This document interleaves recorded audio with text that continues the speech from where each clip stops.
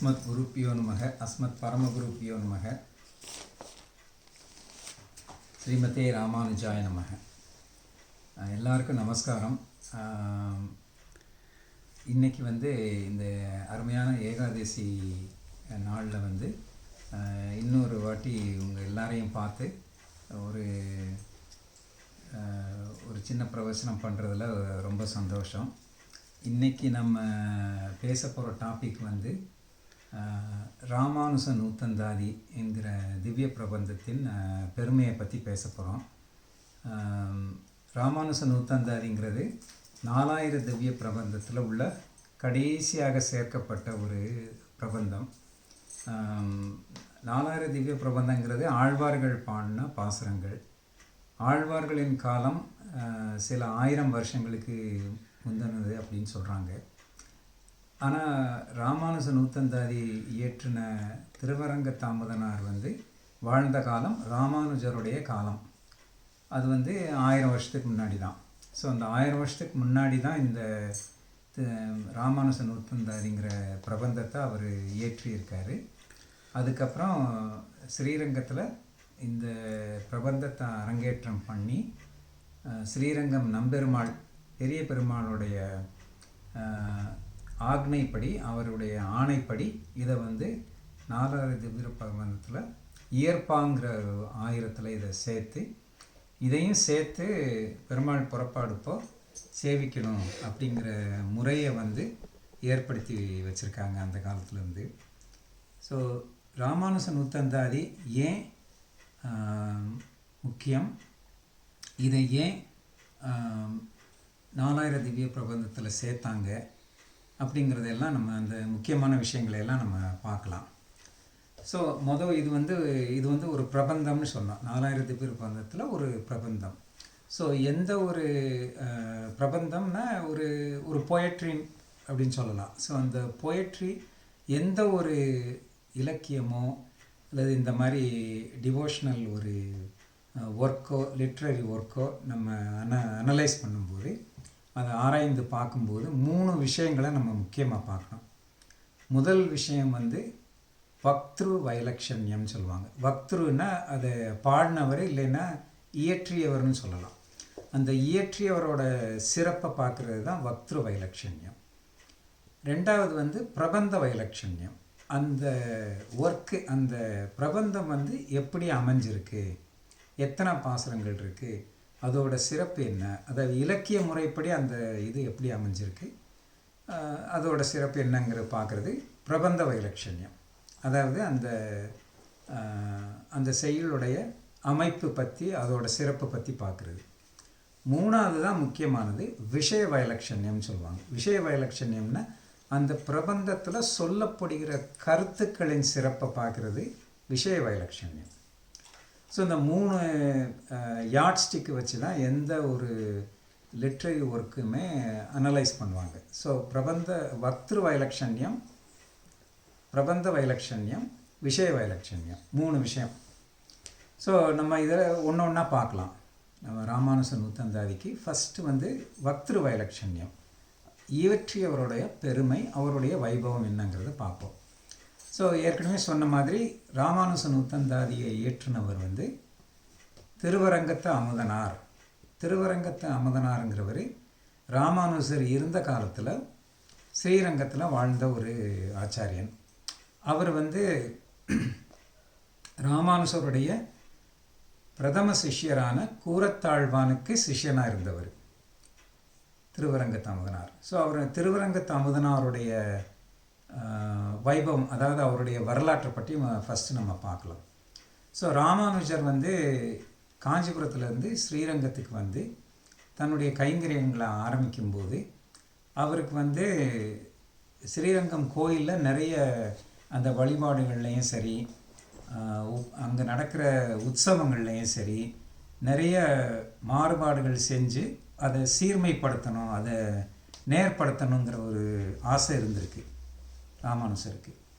அந்த சமயத்தில் ஸ்ரீரங்கம் கோயிலுடைய நிர்வாகம் அங்கே இருந்த பெரிய கோயில் நம்பி அப்படிங்கிறவர்கிட்ட இருந்திருக்கு. இந்த பெரிய கோயில் நம்பி தான் பின்னாடி திருவரங்க தாமதனாராக மாறினார். ஸோ அவருக்கு வந்து ஆரம்பத்தில் அவர் பேர் வந்து அவர் பெரிய கோயிலை வந்து நிர்வாகம் பண்ணிகிட்டு இருந்தனால அவருக்கு வந்து பெரிய கோயில் நம்பின்னு பேர்.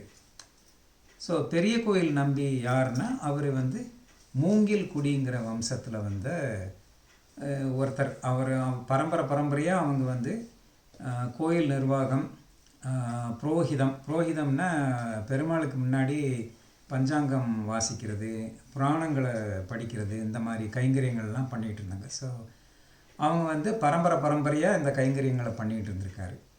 ஸோ கோயிலுடைய சாவியும் சரி அந்த நிர்வாகமும் கம்ப்ளீட்டாக அவங்க கையில் தான் இருந்திருக்கு. ஸோ அவர் வந்து கொஞ்சம் செருக்கோடையே இருந்தாராம். பெரிய கோயில் நம்பி வந்து இந்த கோயில் நிர்வாகமே அவர்கிட்ட இருந்தனால அவர் கொஞ்சம் இதோடு இருந்திருக்காரு, செருக்கோட.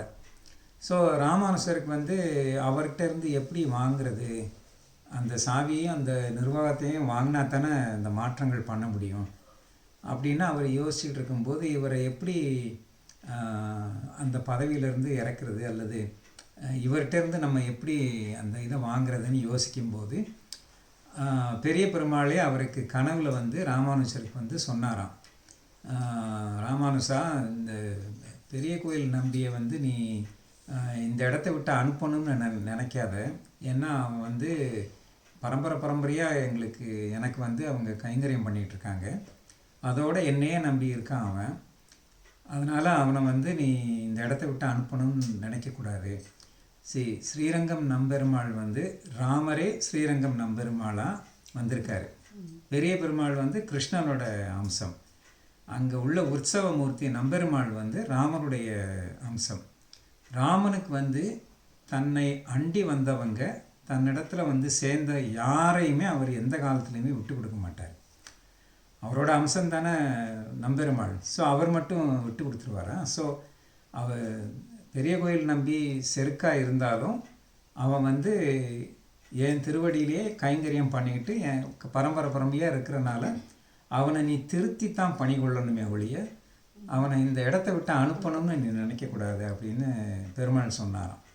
உடனே ராமானுஜரும் ஆகட்டும் அப்படியே பண்ணிடலான்னு சொல்லி தன்னுடைய பிரதம சிஷ்யரான கூரத்தாழ்வான அனுப்பிச்சு நீ போய் அவருக்கு கொஞ்சம் கொஞ்சமாக நம்ம சாஸ்திர விஷயங்களை சொல்லி கொடுத்துக்கிட்டே வா அப்படின்னு சொல்லி அனுப்பிச்சாராம். ஸோ கூரத்தாழ்வானும் கொஞ்சம் கொஞ்சமாக அவர்கிட்ட பழகி அவருக்கு நிறைய விஷயங்களை வேதாந்தங்களெல்லாம் எடுத்து சொல்லி அவர் வந்து கொஞ்சம் கொஞ்சமாக மனசு மாறி அவர் நேராக ராமானுஜர்கிட்டே வந்து அடிபணிஞ்சு சுவாமி நான் வந்து உங்கள் சிஷ்யனாக சேர்ந்துக்கிறேன் அப்படின்னு பெரிய கோயில் நம்பி கேட்டாராம்.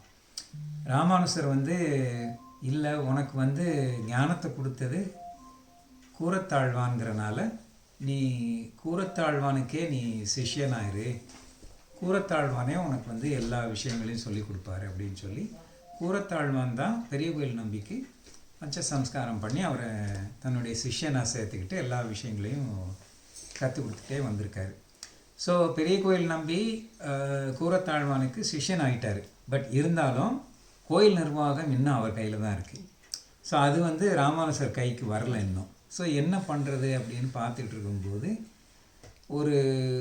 ஒரு தடவை பெரிய கோயில் நம்பியோட தாயார் வந்து பரமபதிச்சிடுறாங்க. ஸோ அவங்க தவறுனதுமே அவர் வந்து காரியங்களை செய்கிறாரு. பெரிய கோயில் நம்பி தன்னுடைய தாயாருக்கு அந்திம காரியங்கள்லாம் செஞ்சு 11ஆம் நாள் சிரார்த்தம் கொடுக்கணும். ஸோ அன்னைக்கு வந்து பிராமணர்களை கூப்பிட்டு அவங்களுக்கு அமுது பண்ண வச்சு இந்த சாப்பாடெல்லாம் இது பண்ணி பிரசாதம் சாதிச்சு அவங்களுக்கு திருப்தி ஆச்சா அப்படின்னு கேட்டு இது பண்ணணும். ஏன்னா அன்னைக்கு வந்து அந்த சிரார்த்தத்தில் வந்து சாப்பிட்ற பிராமணர்கள் தான் அந்த பித்ருவோட ஆத்மாவே அவங்க ரூபத்தில் வந்து சாப்பிட்றதா சொல்லுவாங்க.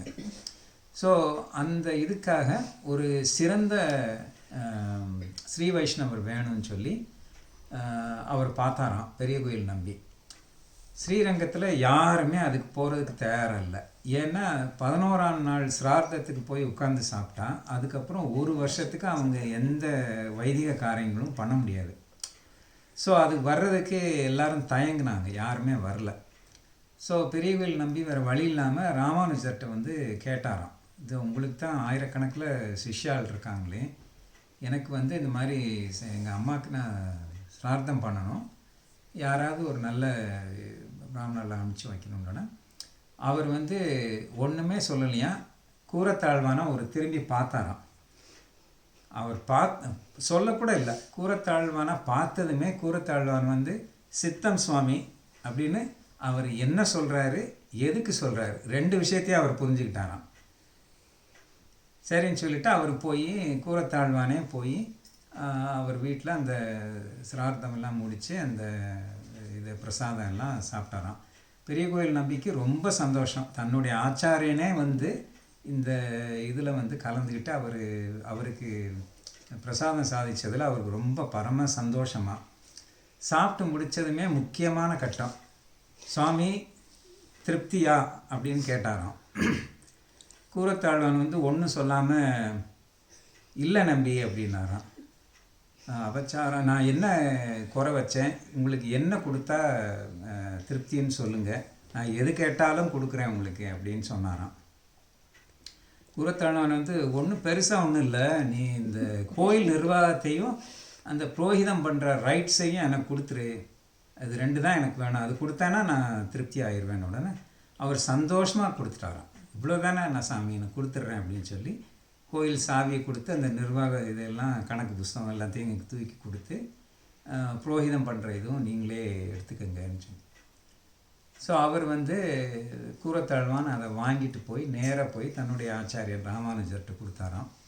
ராமானுஜர் வந்து நம்பி உங்ககிட்ட தானே கொடுத்தான், அதனால் நீயே இதை வச்சு நிர்வாகம் பண்ணு, நான் வந்து சொல்கிறேன் எப்படி பண்ணணும்னு சொல்கிறேன், நீயே நிர்வாகம் பண்ணு அப்படின்னு சொல்லி அவரை வச்சு இது பண்ணாராம். ஸோ அந்த மாதிரி இருக்கும்போது பெரிய கோயில் நம்பிக்கை பிஸியாக இருந்தவர், இவ்வளோ நாள் மேனேஜராக இருந்திருக்காரு. இப்போ திடீர்னு அவர் கையிலேருந்து இந்த பொறுப்பெல்லாம் போனதுமே அவர் சும்மா உட்காந்துருக்க வேண்டிய ஒரு நிலைமை வந்துருச்சான். ஸோ அதில் வந்து அவர் கொஞ்சம் ரொம்ப ஒரு மாதிரியாக இருந்ததை பார்த்துட்டு ராமானுஜர் வந்து இல்லை நீ இப்படி இருக்கக்கூடாதுன்னு சொல்லி திருவரங்க பெருமாள் அரையர்னு சொல்லி அந்த அரையர், அதாவது அரையர்கள்னால் கேள்விப்பட்டிருப்பீங்க, அரையர்கள்னால் என்ன செய்வாங்கன்னா சுவாமிக்கு முன்னாடி பெருமாள் எழுந்திருக்கும்போது அவருக்கு முன்னாடி திவ்ய பிரபந்தங்களை அபிநயத்தோடு பாடி ஆடுவாங்க, அவங்க தான் அரையர்கள்னு சொல்கிறது. ஸோ அந்த அரையர் தான் 4000 திவ்ய பிரபந்தத்தையும் சேவிச்சுட்டு இருந்தவர். ஸோ ராமானுஜர் அந்த திருவரங்கத்து பெருமாள் அரையரை கூப்பிட்டு, இனிமேல் அந்த 4000ல் இயற்பான ஒரு 1000 இருக்குது, அந்த இயற்பாவை சேவிக்கிற இதை வந்து பெரிய கோயில் நம்பி பண்ணட்டும் அப்படின்னு சொல்லிட்டாங்க.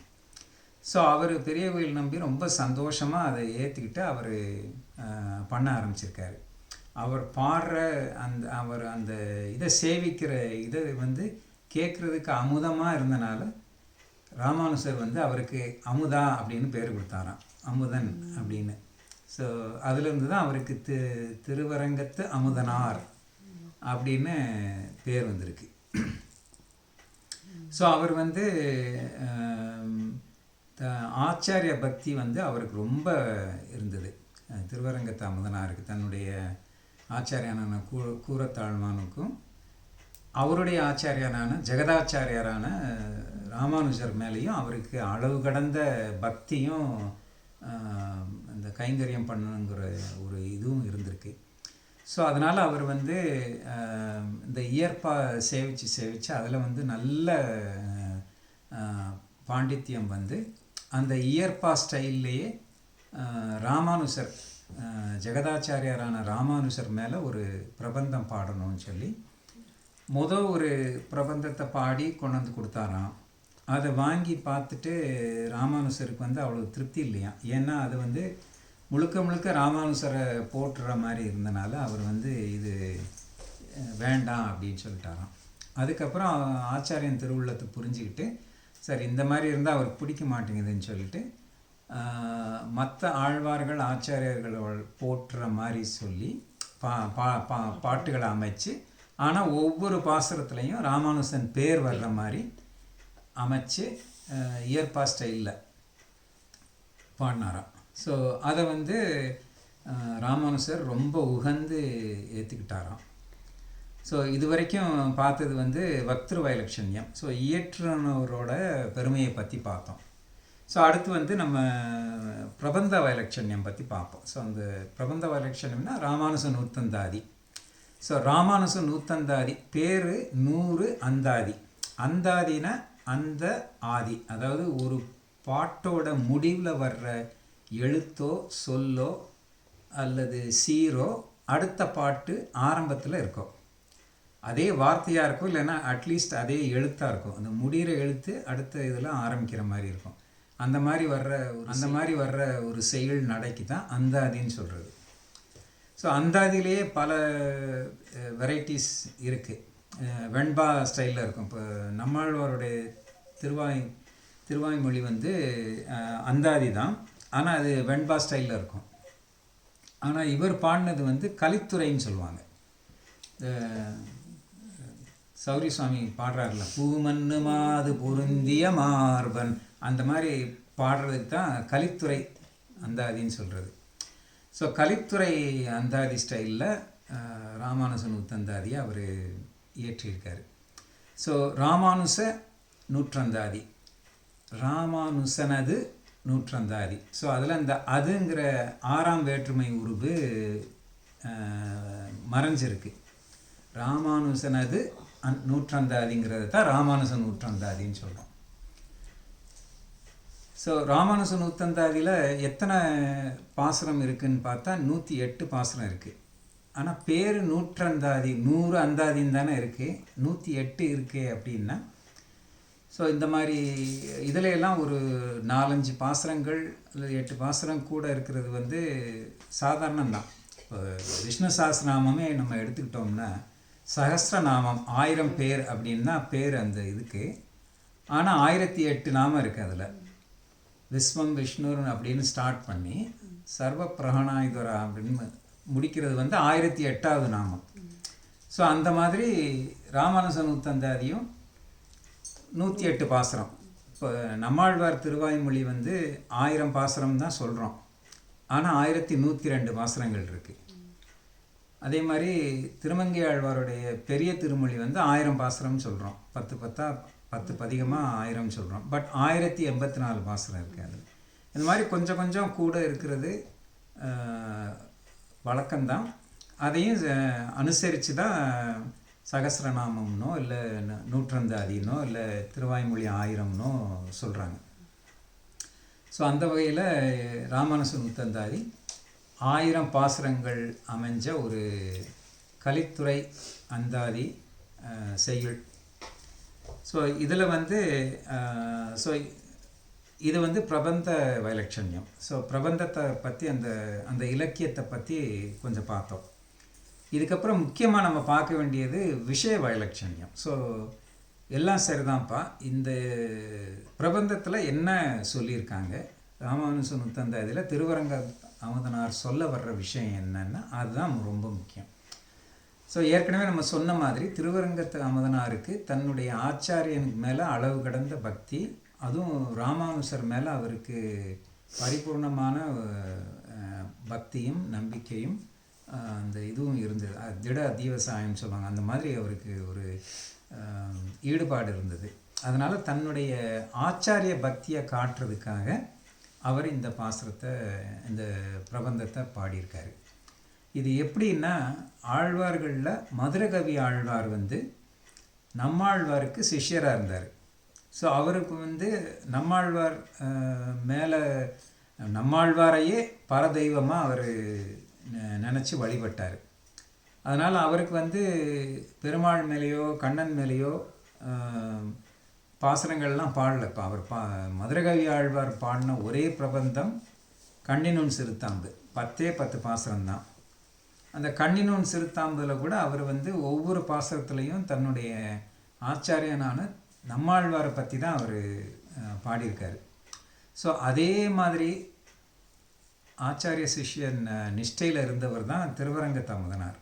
அதனால் அவர் வந்து ராமானுசர் மேலே பக்தியோட ராமானுசர்கிட்ட தனக்கு இருந்த அந்த இதை காட்டுறதுக்காக, அந்த பக்தியை காட்டுறதுக்காக அவர் ராமானுசர் மேலேயே பாடியிருக்காரு. இந்த பிரபந்தத்தில் வந்து கண்ணனை பற்றியும் இருக்கும், மற்ற ஆழ்வார்களை பற்றியும் இருக்கும், ராமனை பற்றி இருக்கும், எல்லாமே இருக்கும். இருந்தாலும் ஒவ்வொரு பாசுரத்துலேயும் ராமானுஜனுடைய பேர் இருக்கும். ராமானுஜரை லிங்க் பண்ணி தான் அவர் பாடியிருப்பார். ஸோ தன்னுடைய அந்த பக்தியை வந்து அவர் ஒவ்வொரு பாசுரத்துலேயும் காமிச்சிருப்பார். ஸோ அந்த ராமானுஜ நூத்தந்தாதியில் உள்ள விஷயங்களுக்கு சாரமாக நம்ம இன்றைக்கி தெரிஞ்சுக்கிறதுக்கு நான் ரெண்டு பாசுரம் இந்த ராமானுஜ நூத்தந்தாதியிலேருந்து எடுத்து அதோட அர்த்தத்தை சொல்கிறேன். இதுதான் இந்த மொத்த ராமானுஜ நூத்தந்தாதிக்கும் உள்ள விஷயத்தோட சாரம். ஸோ இன்றைக்கி காலையிலேயே ராமானுஜ நூத்தந்தாதி பிடிஎஃப் வந்து அந்த குரூப்பில் பண்ணியிருக்கேன் நான். ஸோ அது எல்லாருக்கும் இருக்கும். அதை ஓப்பன் பண்ணிக்கோங்க. ஓப்பன் பண்ணி 45வது பாசுரத்தை பாருங்கள். ஐ திங்க் 45வது பாசுரம் வந்து பேஜ் 10ஓ பேஜ் 11லேயோ இருக்குதுன்னு நினைக்கிறேன்.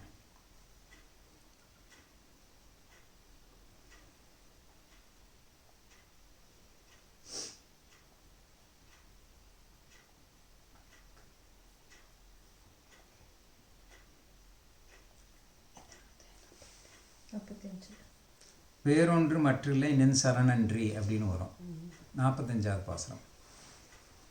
I have sent it in Telugu to you. What is 45? 45. 46.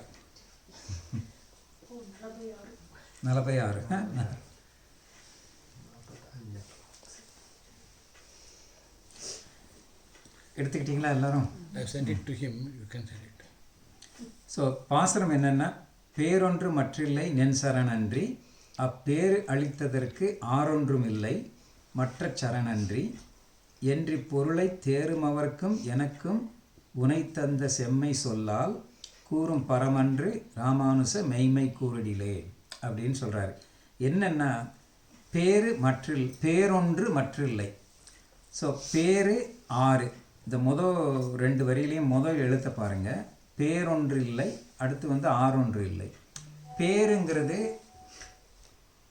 நம்ம போய் சேர்ற உபேயம் அல்லது புருஷார்த்தம் அப்படின்னு சொல்லலாம். அதாவது இங்கிலீஷில் சிம்பிளாக சொல்லணும்னா goal. What is the goal, what are we trying to reach, அதைத்தான் பேருன்னு சொல்கிறோம். வீடு பேருன்னு சொல்கிறோம்ல, மோட்சத்தை வந்து வீடு பேருன்னு சொல்கிறோம். ஸோ பேருன்னா உபேயம் ஆர் பிராப்பியம் அப்படின்னு சொல்லுவாங்க சம்ஸ்கிருதத்தில். பிராப்பியம்னா கோல். ஆறுன்னா உபாயம், அந்த பேற்றை அடைவதற்கு வழி அல்லது மார்க்கம், அதைத்தான் ஆறுன்னு சொல்கிறது. தமிழில் உள்ள ஆறுங்கிற வார்த்தைக்கு உபாயம் அல்லது மார்க்கம்ங்கிற அர்த்தம் இருக்குது. ஸோ இவர் என்ன சொல்கிறாருன்னா, பேரொன்று மற்றில்லை நின் சரணன்றி, உன்னுடைய திருவடிகளை தவிர எனக்கு வந்து அடைய வேண்டிய புருஷார்த்தம் வேறு ஒன்றும் இல்லை. அப்பேறு அளித்ததற்கு ஆறு ஒன்றில்லை மற்ற சரணன்றி. அதாவது அந்த பேரு கிடைக்கிறதுக்கு மார்க்கம் எதுன்னு பார்த்தா உன்னுடைய திருவடிகள் தான். உன்னுடைய திருவடிகளை தவிர வேறு ஒன்றும் இல்லை. அதாவது இன் அதர் வேர்ட்ஸ் என்ன சொல்ல வர்றாருன்னா, ராமானுஜருடைய திருவடிகள் தான் நாம் அடைய வேண்டிய உபேயம் அல்லது பிராப்பியம். அவருடைய திருவடிகள் தான் நம்ம அவரை அடைகிறதுக்கு உண்டான மார்க்கமும். ரெண்டுமே நீ தான், வழியும் நீ தான், சென்றடையும் இடமும் நீ தான் அப்படின்னு சொல்கிறாரு. பேரொன்று மற்றில்லை நின் சரணன்றி, அப்பேறு அளித்ததற்கு ஆறொன்றும் இல்லை மற்ற சரணன்றி. அந்த சரணை தவிர மற்ற எதுவுமே அதுக்கு ஆறு இல்லை அப்படின்னு சொல்கிறாரு. என்று இப்பொருளை தேருமவர்க்கும் எனக்கும் உனை தந்த செம்மை சொல்லால். ஸோ இந்த விஷயத்தை, என்று இப்பொருளை, இந்த விஷயத்தை தேரும் அவருக்கும்னா நல்ல விஷயம் தெரிஞ்ச மகான்களுக்கும், அதாவது கூரத்தாழ்வான், முதலியாண்டான் அப்படின்னு அந்தரங்க சிஷ்யர்கள் அவங்கெல்லாம் இருந்தாங்கள்ல, அந்த மாதிரி பெரியவங்களுக்கும் நீ சொல்லியிருக்க. எந்த தகுதியும் இல்லாத எனக்கும், தேரும் அவருக்கும் எனக்கும்னு ஏன் சொல்கிறாருன்னா, எனக்கு வந்து எந்த தகுதியும் இல்லை. ஆனால் தேரும் அவர்கள்னா அவங்கெல்லாம் பெரியவங்க, அவங்கெல்லாம் பெரிய பக்திமான்கள், அவங்களுக்கும் இந்த இதை சொல்லி கொடுத்துருக்க. எந்த தகுதியும் இல்லாத எனக்கும் சொல்லி கொடுத்துருக்க. ஸோ தேரும் அவருக்கும் எனக்கும் உனை தந்த செம்மை செம்மை, அதாவது அவங்களுக்கும் சொல்லி கொடுத்த மாதிரி எந்தவித பாரபட்சம் இல்லாமல் எனக்கும் சொல்லி கொடுத்த உன்னுடைய செம்மைனா கிரேட்னஸ், உன்னுடைய பெருமை வந்து சொல்லால் கூறும் பரமன்று. இதை வார்த்தையால் நம்ம சொல்ல முடியாது.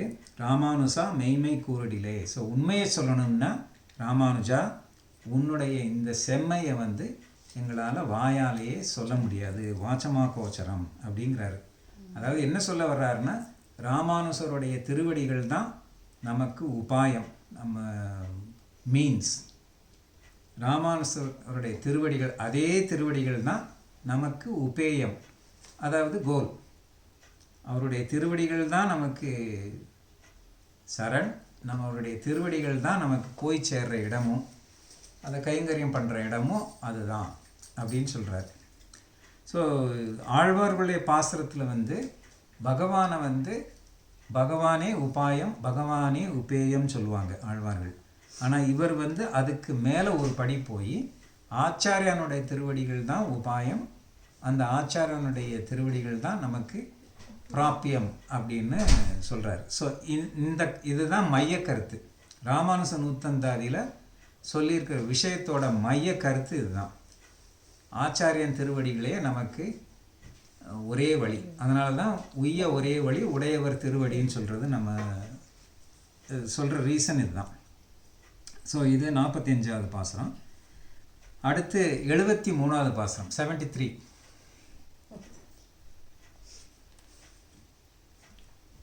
வன்மையினாலும் தன் மாதகவாலும் அப்படின்னு இருக்கும். 73வது பாசுரம்.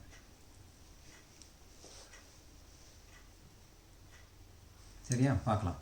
வன்மையினாலும் தன் மாதகவாலும் மதிபுரையும் தன்மையினாலும் இத்தாரணியோர்கட்கு தான் சரணாய் உண்மை நல் ஞானம் உரைத்த இராமானுசனை உண்ணும் திண்மையல்லால் எனக்கில்லை மற்றோர் நிலை தேர்ந்தெடிலேங்கிறது இந்த பாசுரம். ஸோ வன்மைனா ஔதாரிய குணம் சொல்லலாம். ஔதாரியம்னா தாராள குணம். ஸோ ராமானுஜருக்கு இருந்த நல் குணங்கள், அந்த கல்யாண குணங்களை வந்து போற்றுறாரு. வன்மையினால்னா உன்னுடைய தாராள குணத்தினாலையும் தன் மாதகவாலும், மாதகம்னா பெருங்கருணை. அவருக்கு மான பெரிய தகவுனா கருணை. ஸோ மாதகவாலும்னா தன்னுடைய கருணையினாலும் மதிப்புரையும் தன்மையினாலும். ஸோ சந்திரனை போன்ற குளிர்ந்த மனசோடு இருந்தாராம் ராமானுஜர். ராமானுஜருடைய மனம் வந்து இப்போ நம்ம வந்து சொல்லுவோம்ல, மனசு வந்து கொதிச்சிருக்கு, என்னென்னமோ குழப்பங்கள் இருக்குதுன்னு சொல்லலாம். அந்த மாதிரிலாம் இல்லாமல் எப்போவுமே சஞ்சலம் இல்லாமல் குளிர்ச்சியாக, அதாவது கூலாக இருப்பாராம் ராமானுஜன். அதை தான் அவர் சொல்கிறார். மதிப்புரையும் தன்மையினாலும்னா குளிர்ந்த சந்திரனை போன்ற மனசோடு இருப்பாராம். ஸோ தாராள குணத்தினாலும் வன்மையினாலும் ஔதாரிய குணத்தினாலும் தன் மாதகவாலும் பெருங்கருணையினாலும் மதிப்புரையும் தன்மையினாலும் குளிர்ந்த மனசோடையும் இத்தாரணியோர்கட்கு, இந்த உலகத்தில் உள்ள எல்லா ஜீவராசிகளுக்கும் எல்லாருக்குமே தான் சரணாய். ஸோ அவர் தான் சரணமாக இருக்கார். இப்போது ராமாயண காலத்தில் எல்லாரும் எப்படி ராமர்கிட்ட போய் சரணம் அடைஞ்சு அவருடைய அடைக்கலம் புகுந்தாங்களோ, அந்த மாதிரி இந்த கலியுகத்தில் நமக்கு எல்லாம் சரணாக இருக்கிறவர் வந்து ராமானுஜர் அப்படின்னு சொல்கிறார். இத்தாரணியோர்கட்கு தான் சரணாய் இந்த உண்மை நல் ஞானம் உரைத்த ராமானுஜனை அப்படிங்கிற அந்த உண்மையான விஷயத்தை உலகத்துக்கு எல்லாருக்கும் சொல்லி கொடுத்த ராமானுஜனை உண்ணும்னு நினைக்கும், அதை எண்ணி பார்க்குறது, அதை நினச்சி பார்க்குறது, அவர் பண்ண இந்த காரியத்தை நினச்சி பார்க்குறது. ராமானுஜனை உண்ணும் திண்மை அல்லால் எனக்கில்லை. திண்மைனா திட அத்தியாவசாய, அதாவது ஆழ்ந்த நம்பிக்கையோடு நினச்சி பார்க்குறது. அவருடைய பெருந்தன்மையை, அவருடைய கருணை குணத்தை ஒரு நன்றியோடு நம்ம நினச்சி பார்க்கணும். திண்மைனா அவ்வளோ நிச்சயமாக திண்மையல்லால் எனக்கில்லை மற்றொரு நிலை தேர்ந்தெடிலேன்னா ஆராய்ந்து பார்க்கும்போதுங்கிறது தான் தேர்ந்தெடிலே.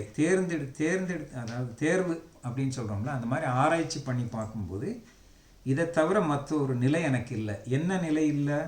ராமானுஜனுடைய இந்த தயாள குணம், அந்த கருணை, அதனால் அவர் எல்லாருக்கும் சரணமாக இருக்கிற அந்த நல்ல விஷயத்தை அவர் எப்படி எல்லாருக்கும் சொல்லி கொடுத்தாரோ அதை நினச்சி பார்க்குறத தவிர எனக்கு வேறு இது இல்லை அப்படின்னு சொன்னார். அதாவது தன்னுடைய ஆச்சாரியன் மேலே உள்ள பக்தியை இந்த பாசுரத்தில் வெளிப்படுத்துகிறார். ஸோ இது இந்த 2 பாசுரம் சாரமான விஷயம்னு சொல்லலாம். ராமானுஜ நூத்தந்தாதியில் அவர் சொல்ல வர்ற சாரமான விஷயம். போன தடவை நம்ம பேசினப்போ ஆச்சாரியனுடைய அனுகிரகம் எப்படி ஒர்க் அவுட் ஆகுது, அது எப்படி நமக்கு அந்த ஆச்சாரியன் அனுகிரகம் கிடைக்கும் அப்படிங்கிறத பற்றி பேசினோம். அதில் தம்பி அரவிந்த் வழக்கப்படி ஒரு நல்ல கேள்வியை கேட்டார். என்ன கேட்டார்னா, ஆச்சாரியனுக்கு பக்தி செலுத்தணும், ஆச்சாரியன் தான் நமக்கு எல்லாம் பண்ணுவாருங்கிறது கரெக்டு தான். பட் உலகத்தில் எல்லாருக்கும் குரு ஆச்சாரியனுங்கிற ஒரு இல்லையே. இப்போ அரவிந்துக்கு ஜென்ம சித்தமாகவே அவங்க குலத்துக்கு அழகேசிங்கர் ஆச்சாரியன் இருக்கார். அதே மாதிரி சௌரி சுவாமிக்கும் அவங்களுக்கு இருக்காங்க, ஆச்சாரியன்கள் இருக்காங்க.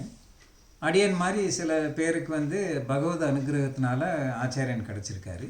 பட் நிறைய பேருக்கு இன்னும் ஆச்சாரியன் குருன்னு யாரும் இல்லையே. அவங்கெல்லாம் யாரை ஆச்சாரியனை வரிக்கிறது அல்லது ஆச்சாரியனை எப்படி கண்டுபிடிக்கிறது அப்படின்னு ஒரு நல்ல கேள்வி கேட்டார். அது ஜென்யூன் கொஸ்டின் தான், எல்லாருக்குமே வர்ற கேள்வி தான். ஏன்னா ஆச்சாரியனை பற்றி நம்ம இவ்வளவு பேசுகிறோம். அப்படி இருக்கும்போது சுவாமி எனக்கு ஆச்சாரியனே யாரும் இல்லையே சுவாமி, அப்போ நான் என்ன பண்ணுறது அப்படிங்கிற கேள்வி எல்லாருக்கும் வரத்தான் செய்யும். ஸோ ஆச்சாரியன் எப்படி கிடைப்பாருன்னா, அதாவது அரவிந்த் கேட்ட ரீசன் என்னென்னா, ஃபேக் குருஸ் நிறைய பேர் இருக்காங்க உலகத்தில். நிறைய பேர் நான் தான் கடவுள், நான் தான் குரு, எனக்கு தான் எல்லாம் தெரியும், ஸோ அப்படின்னு சொல்லிட்டு நிறைய ஏமாத்துறவங்களும் நிறைய பேர் இருக்காங்க. ஸோ இந்த மாதிரி இருக்கிற டே அண்ட் ஏஜில் நம்ம how to find a genuine ஆச்சாரியன், நம்ம குரு இவர் தான் அப்படின்னு எப்படி தெரிஞ்சுக்கிறது அப்படின்னு. ஸோ ஆச்சாரியன் யாருங்கிறத நம்ம தெரிஞ்சுக்கணும்னா அதுக்கு பகவத் அனுகிரகம் தான் வேணும். அதுக்கு நம்ம பிரார்த்தனை தான் பண்ணணும். அது அவ்வளவு சுலபமாக நடக்கிற மாதிரி தெரியல. அது நிறைய மனப்பக்குவமும் இந்த தயார் நிலை வந்த பின்னாடி தான் வர்ற மாதிரி தெரியுது.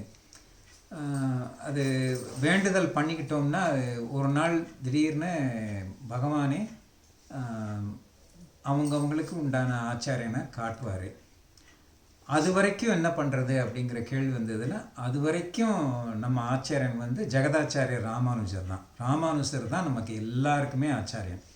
இப்போ நமக்கு ஒரு ஆச்சாரியன்னு ஒருத்தர் கிடைச்சா கூட அவர் மூலியமாக நமக்கு யாரோட சம்பந்தம் வேணும்னா ராமானுஜரோட சம்பந்தம் தான்.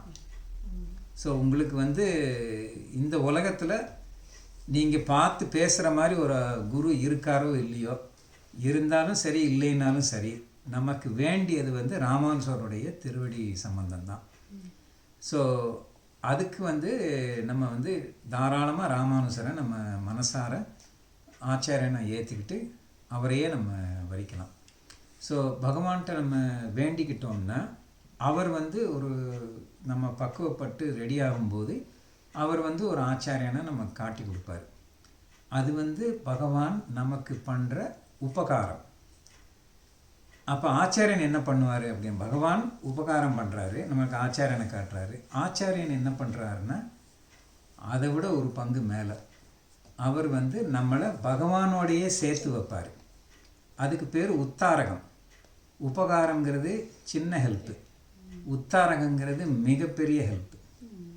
ஸோ பகவான் நமக்கு பண்ணுறது உபகாரம், ஆச்சாரியன் நமக்கு பண்ணுறது உத்தாரகம். அதனால தான் ஆச்சாரிய அபிமானமே உத்தாரகம் அப்படின்னு ஸ்ரீவஷ்ண பூஷணத்தில் பிள்ளைலோகாச்சாரியார் சாதிச்சிருக்காரு. அதாவது இதை சரம பருவ நிஷ்டை அப்படின்னு சொல்லுவாங்க. அதாவது நம்ம பக்தி பண்ணி அதை கர்மயோகம் ஞான யோகம் அப்படின்லாம் பகவத்கீதையில் நிறைய வருது. ஸோ அந்த மாதிரி பக்தி பண்ணி நம்ம பகவானை அடையணுங்கிறது ஒரு மார்க்கம். அந்த மார்க்கம் வந்து ரொம்ப கஷ்டம். நிறைய இதெல்லாம் பண்ணணும், காரியங்கள்லாம் செய்யணும், சின்சியராக இருக்கணும். அது இந்த ஜென்மத்திலேயே நமக்கு முடிவில் வந்து மோட்சம் கிடைக்குமாங்கிற கேரண்டி கிடையாது. ஆனாலும் அந்த பலன் வந்து நம்ம அடுத்து ஜென்மங்கள் எடுக்கும்போது அந்த பலன்கள் கியூமுலேட்டிவ் எஃபெக்டாக சேர்ந்துக்கிட்டே போய் ஒரு ஸ்டேஜில் நமக்கு பிராரப்த கர்மா எல்லாம் கழிஞ்ச பின்னாடி பகவான்கிட்ட போய் சேர்ந்துடலாம் அப்படின்னு சொல்லுவாங்க. பட் ஆச்சாரியன் திருவடியை பிடிச்சிக்கிட்டோம்னா அவர் வந்து இந்த ஜென்மத்திலே நமக்கு வந்து பகவான் இந்த ஜென்மத்தின் முடிவில் யாரும் சரணாகதி பண்ண உடனே அந்த நிமிஷமே யாரும் போயிட போகிறது கிடையாது. இந்த ஜென்மத்தின் முடிவில் வந்து இன்னொரு ஜென்மம் வராத மாதிரி பகவானோட சேர்த்து வைக்கிறதுக்கு ஆச்சாரியன் வந்து அனுகிரகம் பண்ணுவார். அதனால் ஆச்சாரியனுடைய கிருபை, ஆச்சாரியனுடைய ஆசீர்வாதம் வந்து மங்களாசாசனம் வந்து நமக்கு ரொம்ப ரொம்ப முக்கியம். அப்படிங்கிற அந்த விஷயத்தை சொல்ல வர்றது தான் இந்த ராமானுஜ நூத்தந்தாதி. ஸோ நம்ம சௌரி சுவாமி வந்து ஒரு நல்ல கைங்கரியத்தை ஆரம்பிச்சிருக்காரு. ராமானுஜ நூத்தந்தாதியை சேவிக்கிற அந்த சந்தை ஸ்டைலில் சேவிக்கிற இது. ஸோ இதை வந்து எல்லாரும் கற்றுக்கிட்டு எல்லாரும் ராமானுஜ நூத்தந்தாதியை சேவிக்கணும்னு நான் வேண்டிக்கிறேன். ஆழ்வார் எம்பெருமானார் ஜீயர் திருவடிகளே சாரம்.